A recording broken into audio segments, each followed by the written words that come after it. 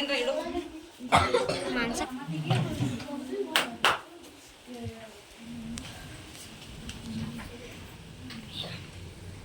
ಎಲ್ಲರಿಗೂ ನಮಸ್ಕಾರ. 7ನೇ ತರಗತಿಯಲ್ಲಿ ವಸ್ತುಗಳ ಅನ್ವೇಷಣೆ, ಆಮ್ಲೀಯ, ಪ್ರತ್ಯಾಮ್ಲೀಯ ಮತ್ತು ತಟಸ್ಥ ಇವುಗಳ ಗುಣಲಕ್ಷಣಗಳನ್ನು ಪ್ರಯೋಗದ ಮೂಲಕ ತಿಳಿಯಲಿದ್ದಾರೆ.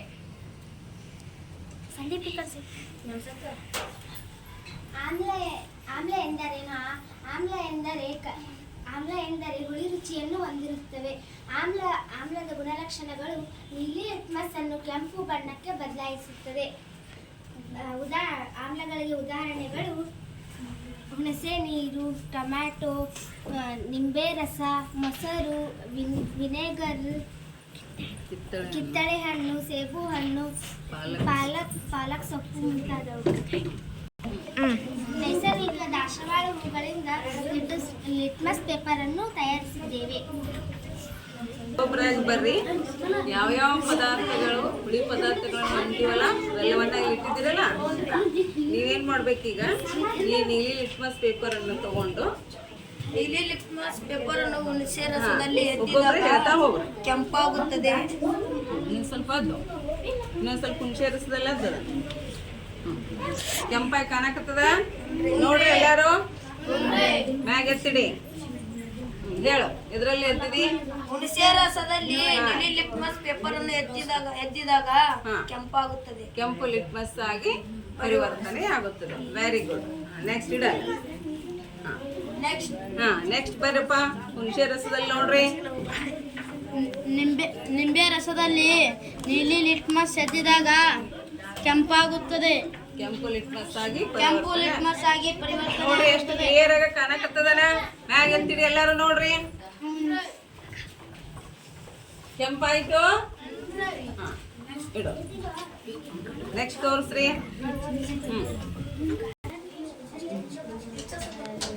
ಏನದು?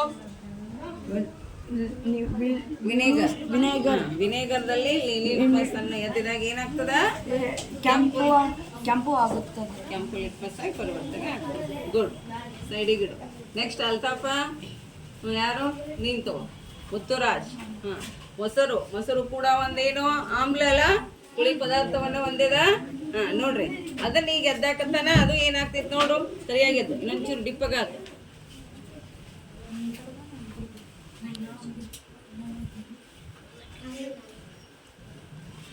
ನೋಡ್ರಿ, ಕೆಂಪಾಗಿ ಪರಿವರ್ತನೆ ಆಗತ್ತದ. ಹೌದು. ಸರಿ, ಮತ್ತೆ ಈ ಟೊಮೆಟೊ ರಸದಲ್ಲಿ ಅದು ತೋರಿಸ್ಬರ್ರಿ.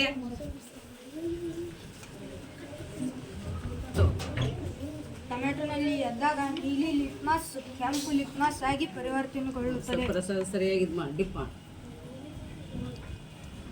ಇನ್ನೊಂಚೂರು ಡಿಪ್ ಮಾಡಿ. ಸರಿಯಾಗಿ ಇಟ್ಕೊ. ಕೈಯಾಗಿ ಅದ್ದಿ ತೋರಿಸು.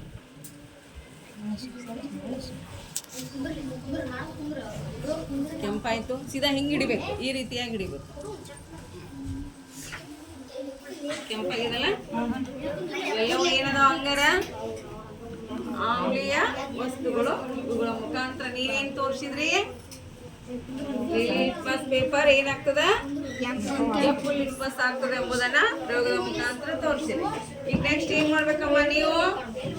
ಪ್ರತ್ಯಾಮ್ಲೀಯ ವಸ್ತುಗಳು ಯಾವ್ಯಾವು, ಅವು ಏನೇನ ಕೆಲಸ ಮಾಡ್ತಾವ, ಕೆಂಪು ಲಿಟ್ಮಸ್ ಅನ್ನ ನೀಲಿ ಯಾವ ರೀತಿ ಮಾಡ್ತಾವ ಅಂತ ನೀವು ಹೇಳ್ಬೇಕು.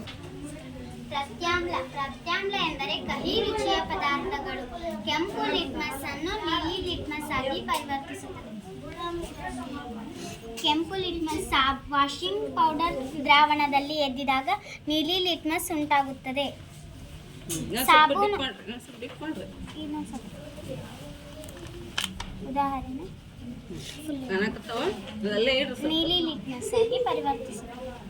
ಸಾಬೂನು ದ್ರಾವಣದಲ್ಲಿ ಕೆಂಪು ಲಿಟ್ಮಸ್ ಅನ್ನು ಎದ್ದಿದಾಗ ನೀಲಿ ಲಿಟ್ಮಸ್ ಉಂಟಾಗುತ್ತದೆ.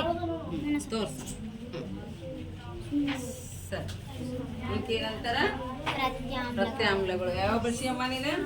ಸಾಬೂನು ದ್ರಾವಣ ಮತ್ತು ವಾಷಿಂಗ್ ಪುಡಿ ದ್ರಾವಣ. ಇನ್ನೊಂದು ಅಡುಗೆ ಸೋಡಾ ಕೂಡ ಅದನ್ನು ಬಳಸಿ ಏನ್ ಮಾಡ್ಬೋದು ನಾವು? ಕೆಂಪು ಲಿಟ್ಮಸ್ ಅನ್ನ ನೀಲಿ ಲಿಟ್ಮಸ್ ಆಗಿ ಬಳಸ್ತೀವಿ. ಓಕೆ, ಸರಿ. ಇನ್ನ ಶಬಾನ ನೀವು ತಟಸ್ಥ ಆಮ್ಲ ಮತ್ತು ಪ್ರತ್ಯಾಮ್ಲದ ಗುಣಗಳನ್ನು ಹೊಂದಿರುವ ಇರದ ವಸ್ತುಗಳಿಗೆ ತಟಸ್ಥ ವಸ್ತುಗಳು ಎನ್ನುತ್ತಾರೆ. ಉದಾಹರಣೆ ಸಕ್ಕರೆ ನೀರು, ಉಪ್ಪಿನ ನೀರು, ಸುಣ್ಣದ ತಿಳಿ ನೀರು. ಲಿಟ್ಮಸ್ ಪೇಪರ್ ಯಾವುದೇ ಬದಲಾವಣೆಯನ್ನು ಹೊಂದಿರುವುದಿಲ್ಲ. ಯಾವ ತಗೊಂಡು ಸಕ್ಕರೆ ನೀರು ಯಾವುದು, ಉಪ್ಪಿನ ನೀರು ಯಾವುದು, ಸುಣ್ಣದ ತಿಳಿ ನೀರು ಯಾವುದು?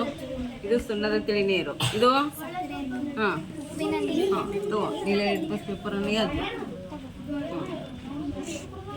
ಬಾಯ್ ವೀರೇಶ್ ಬಾ ಎದ್ದು ನೋಡು ಬಾ. ಹಾಂ ಯಾವುದೇ ಬದಲಾವಣೆಯನ್ನು ಆಗಂಗಿಲ್ಲ. ಬಿಡು ಅಲ್ಲೇ ಇಡು. ಏನಾಗಂಗಿಲ್ಲ, ಅದು ನೀಲಿಯಾಗೇ ಇರ್ತದೆ. ಹಾಂ ನೆಕ್ಸ್ಟ್ ಅದ್ರಾಗ ಹಾಂ ನೋಡ್ರಿ ಅದು ತೋರಿಸಿ ಯಾವುದೇ ಬದಲಾವಣೆಯನ್ನು ಆಗುವುದಿಲ್ಲ. ನೆಕ್ಸ್ಟ್ ಅದ್ರಾಗ ನೋಡು ಸಕ್ಕರೆ ನೀರು, ಅದ್ರಾಗ ನೋಡು ಉಪ್ಪಿನ ನೀರು, ಅದು ಕೂಡ ಯಾವುದೇ ಬದಲಾವಣೆಯನ್ನು ಹೊಂದಿಲ್ಲ. ಇದು ನೀಲಿ ಲಿಟ್ಮಸ್ ಅನ್ನ ನೋಡಿದ್ರಲ್ಲ ಈಗ, ಹೌದಾ? ಹಾಗೆ ಯಾವ್ದು ನೋಡಬೇಕು? ಕೆಂಪು ಲಿಟ್ಮಸ್ ಅನ್ನು ಕೂಡ ನೋಡ್ಬೇಕಲ್ಲ. ನೋಡಮ್ಮ ಇದನ್ನು ಕೂಡ ಚೆಕ್ ಮಾಡು. ನೋಡ್ರಿ ಇದು ಏನು ಬದಲಾವಣೆ ಆಯಿತು? ಇಲ್ಲ. ನೆಕ್ಸ್ಟ್ ಇದ್ರಾಗ ನೋಡ್ರಿ, ಇದ್ರಾಗೂ ಕೂಡ ಏನೂ ಆಗಲಿಲ್ಲ. ಹೀಗೆ ನೀಲಿ ಲಿಟ್ಮಸ್ ಪೇಪರ್, ಕೆಂಪು ಲಿಟ್ಮಸ್ ಪೇಪರ್ ಆಮ್ಲ ಮತ್ತು ಪ್ರತ್ಯಾಮ್ಲೀಯ ದ್ರಾವಣದಲ್ಲಿ ಎದ್ದಿದಾಗ ಯಾವುದೇ ಬದಲಾವಣೆ ಆಗುವುದಿಲ್ಲ. ಇಂಥವಕ್ಕೇನಂತಾರ? ತಟಸ್ಥ ಅಂತ ಹೇಳ್ತಾರೆ. ಆಮ್ಲ ಮತ್ತು ಪ್ರತ್ಯಾಮ್ಲದ ಬಗ್ಗೆ ಎಲ್ಲರೂ ತಿಳ್ಕೊಂಡ್ರಿ? ಸರಿ.